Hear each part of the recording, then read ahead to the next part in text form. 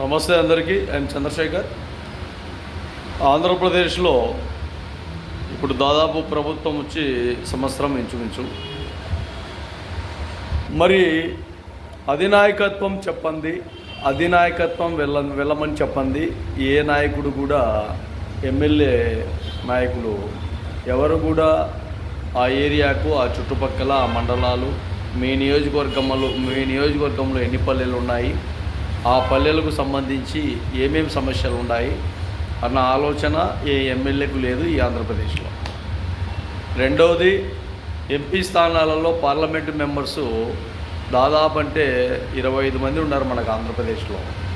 కానీ ఏ నాయకుడు పార్లమెంటుకు సంబంధించిన పరిధిలో ఉండే ఆ నియోజకవర్గాలు 6 ఉన్నాయా, 7 ఉన్నాయా, 8 ఉన్నాయా, ఆ నియోజకవర్గాల స్థాయిలో ఎక్కడ కూడా ఎమ్మెల్యేలతో కానీ అధికారులతో కానీ ఏ రోజు సమీక్షించిన పాపాన లేదు.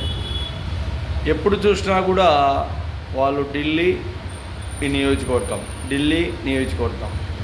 ఈ ఎమ్మెల్యేలు చూస్తే అధిష్టానం ఏం చెప్పినా అది చేస్తాం, లేదంటే మా ఆఫీస్లోనో మా ఇంట్లోనో కూర్చుంటాం, లేదంటే మా ప్రోటోకాల్ ప్రకారంగా అధికారులతో పోతాం, అధికారులతో ఏదైనా సమస్యలు ఉంటే మాట్లాడతాం, వచ్చేస్తాం.